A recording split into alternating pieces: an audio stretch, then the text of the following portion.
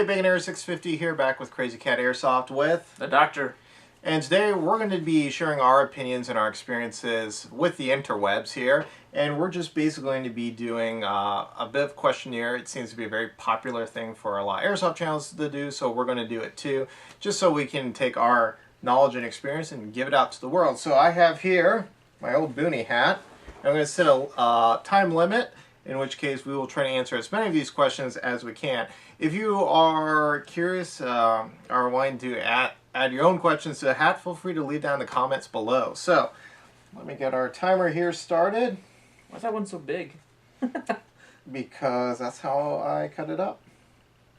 Sloppy. Yeah, we're going to do this. We're going to do this completely unedited, non-stop, which is going to be the first time we've done any of that outside of a game. So, you are our guest of honor here at the studio. Non-professional skill sets. So I think it should be also to say the note that some of the questions here will not be completely airsoft related, but what are some of your non-professional skill sets? Non-professional as in? Like, we both cook. Okay. Yeah, so. Okay, I see. Yeah, so for me it would be like cooking, mechanic work, house improvements. Acting? Yeah, acting. We actually pretty much share a lot of the same ones, except you can sing and I can't. Yeah, that happens. Yep. Yeah, just toss that over there. We'll burn it. Alright. I'm trying not to look here. Especially since I wrote all these questions. Favorite objective? Favorite game type objective? So just an airsoft. Yeah, so airsoft. So, let's scoot over here a little bit. I think the one that I liked the most last time I played was probably the... scoot over here. Was probably the bomb. Planting yeah, the bomb. Bombs always fun. I don't like hostage ones. No, you're terrible at hostages. Yeah, I shoot the hostage we're supposed to rescue. Purpose.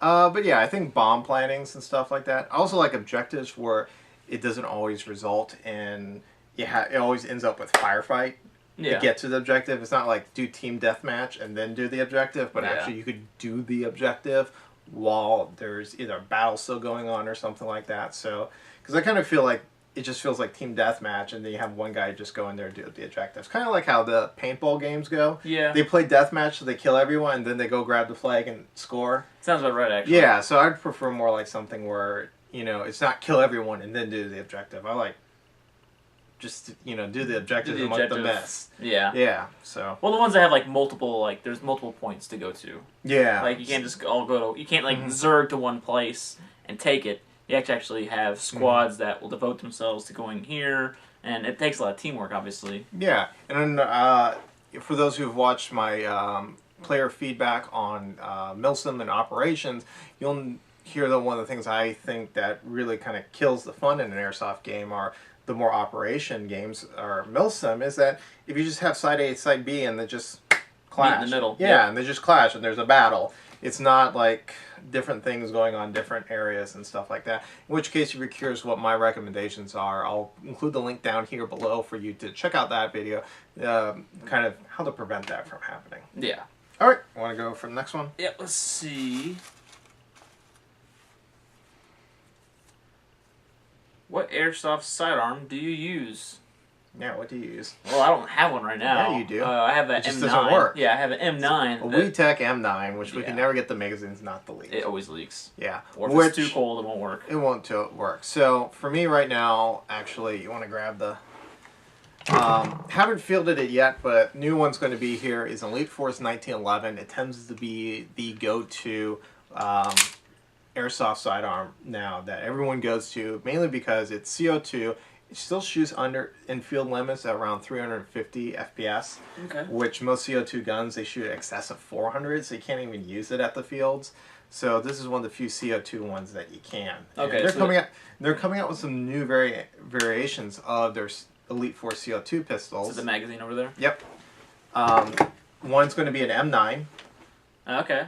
And then, of course, a really big one that's really cool, I think, is that revolver, the Hater. It's a revolver, and it's really great if you haven't seen it. Oh, I don't think I've seen it. All right. You're just not with the times here. No, I've sent you posts on it.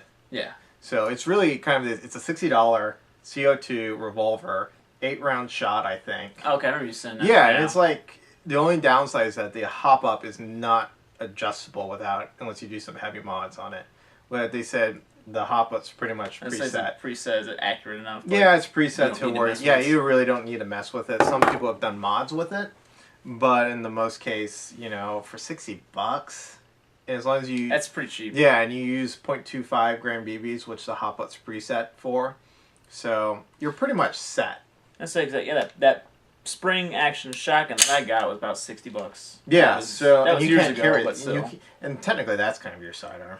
Yeah, I have it on my back a few times. Yeah, and then for the most part, beforehand I've been using a KW ATP, which is pretty solid. I think I mostly used your sidearms for Yeah, you just borrow one of ours. Well, heat the battle. Yeah, well, it's team gun. Let's see. Yeah, I'll let you pick the next one. Oh, this would be a good one. Okay. Zombie Crisis. What would be your pistol? I'm gonna say Glock. Yeah, I would say a 9mm Glock. Because the police force will have that, so you can scavenge. Yeah, and that's easily. how it's scavenging. It's like, and you can, and there's really, that becomes a caliber debate. 9mm versus 45. You're pretty much going to be okay with either one of them. Yeah. Especially when it comes to defense rounds. 45 hollow point does the same amount of damage as a 9mm hollow point. Actually, what's interesting, if you haven't seen on the interwebs, they actually show a guy who they think is a 45 got shot. And because the 45 is so slow, the T-shirt had slowed it down enough. Still penetrated his sternum and everything. But basically all the surgeons had to do was like control the blood and then pull the T-shirt out like this because it caught the round. Interesting. It didn't, just kind of how it caught it. So. And it was a hollow point? Yeah, they think it was maybe a hollow point or they don't really know. But the point is that a 9mm has a little more velocity. And when it comes down to it, they're both equally effective. They have a little pros and cons on each side, but you can't really say. I see what a lot of people when they do the caliber debate, they pick one side and pick this one unique scenario. Exactly. And they don't well, what about this scenario? It's like no, it's like you got to broaden it. Yeah, it's like they have their pros and cons. Yeah. One does really well in this situation, but you want something to do not necessarily really well, but do good overall. So 9mm, I'd probably say a Glock because most police carry Glocks. Well, Glocks, and you can get the magazines. Yeah, and the magazines is probably the bigger part. If you have to scavenge around, you would go with the magazines. Yeah, makes sense. Yeah, if it wasn't that, it would probably be my MMP, just because I just like the MMP, and it uses 9mm. So. Oh, there you go. Yeah, so you can find the rounds easily, but. You can't find the magazines easily, even in the real world right now. Each magazine is like $40 to $50. Well, if you're scavenging it, though, you don't have to worry about the price. He's got to go to Shields and sack the place, although that might be the first place people will go to. Yeah. All right, here's it. What Airsoft product are you looking forward to seeing? All the new stuff. And I've showed you a few things. We have that Elite Force Hater Revolver. We had that spring-powered grenade, I think called the Nuke. Which is only in Europe right now for some odd reason. Really? But I like that idea. Some spring-powered grenade. Because the spring will always go off. There's no chance of gas leak or it being too cold or anything. Not only that, but the whole resetting of it is not as big of an issue. Yeah. And then I think the only more reliable versions are, and you can now get them, are going to be blank-fired. They'll fire 9mm blanks. Just a lot of bang ones. Yeah, so and they're actually a little quieter than the Thunder Bee grenades. So they're not excessively loud. They're 120 decibels, where a Thunder Bee is like 125. Oh, it's a difference of 5 decibel though. A bit, but yeah. So there's that product, and then there is the Tokyo Marui gas magazines, or not gas magazines, the gas shotguns that shoots, I think, 6 rounds instead of 3. That'd be nice. Their clones are coming out of them already. See, that's better, because Tokyo Marui is so expensive. Yeah, coming from two people who started off with Tokyo Maruis. Yes. Nothing against Tokyo Marui. They're like the geniuses behind all this. But this one, they have the direct Tokyo Marui 870 clone. Ooh. And then they have... not the traditional stock, but actually you will use the buffer tube as the gas reservoir, and it takes normal Marui shotgun shells like you have on yours. That's nice. And I think they're $160 to $200. So that's a lot cheaper because the Marui is like 3 or 4. Isn't It's it? like 300. Because I think my M16 and Marui was and the 360. 200 is like the whole full decked out tactical version with rails nice. and stuff. That's not bad. Who makes that? Do you know? I think Jag. Jag. Okay. Don't quote me on that. But yeah, I think it was Jag. I think they're just now coming on sale. So of those products, which one are you looking forward to seeing? Probably the shotgun. Same here. I like the shotgun. Because I think a shotgun that can shoot 6 rounds would be pretty useful. Yeah. In certain situations, because. Yeah, and it's not like, so there's 2 ways. You go the tri shot, which is what I have. Yeah, it works, and then you have the single shot ones. The single shots are just spring guns, and then you got some that actually will have the shotgun shell with a little mini gas revolver, and you fill each into one, and then you pack it, and it actually shoots like a shotgun. Oh, I've seen those, yeah. But then you have to collect the shells. Exactly. So it's not really practical there. So I think the 6-shot gas that Tokyo Marui originally came up with, and now these clones, I think they're going to be the way of the shotgun future. What's the FPS on that, though? Not a clue. Okay. I think it's probably around the Tokyo Marui, the 320, maybe around 325. It depends on what gas you use. Yeah. So the propane green gas, you're probably getting around 325 with those, as opposed to as springs actually get pretty high. But yeah, the more my spring was pretty high. If you shoot 6 BBs, it has a lower velocity as opposed to if you just do 3. And there's actually, when you cock it back, you can actually switch between 6 really? What'll fire? 3 or 6. So if you see, they're far away, you can 3-shot for more range, or you can hit the 6-shot. See, then I think the nice thing to be able to actually easily pump it, because the spring one's got a lot of tension. You're not really supposed to do this, no, because it will premature. But yeah, being able to fire it off quickly, will make it much nicer. Especially if you can put like a foregrip on it, make it much faster. Yeah, angled foregrip, just a little, not the AFG, but kind of slanted. Favorite footwear? That's for Airsoft. Yeah, for Airsoft. I'm trying to think for just, I don't know what shoes I have. I don't know, I think there's just generic hiking boots. Hiking boots, yeah. Nothing open toe. From Walmart. Yeah. So I've used boots, the OTG. So I've worn everything from like standard issue, GI stuff. First boots I used were essentially my CAP boots. They were the black, Yep, black CAP boots. And before that, I used to just wear running shoes. Yeah. When I was still in CAP, and then I switched over to my boots. Chris Curtis always ran around shorts, and just track shoes. Yeah, track shoes. Yeah. I don't think he had boots. And then I went to I used a few. I can't remember who made them, but basically standard issued stuff. And then I went to, I think it was OTB or OTG. They were designed for like the Navy SEALs for beach assaults, and I used that in Florida because of the swamps. Yeah, that makes sense. And then I went with the Belleville boots. The one from Belleville. That ships from Belleville, which is like an hour away to L.A. Yeah, they shipped it to L.A. and then back to us. Illinois. And it's like it'd be cheaper. So those were by far the best looking boot I've ever had. Yeah. But they always gave me blisters, and no matter what I did, I could never get them broken in. That sucks. But they were best looking. They were this dark coyote with a multi-cam insert. Those, yes. How much were they?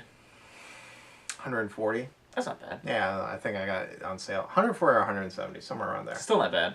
And but the blisters, that's sale. Yeah, so that makes it a useless boot. And then I went with the Under Armour. It's $130, $140 for those.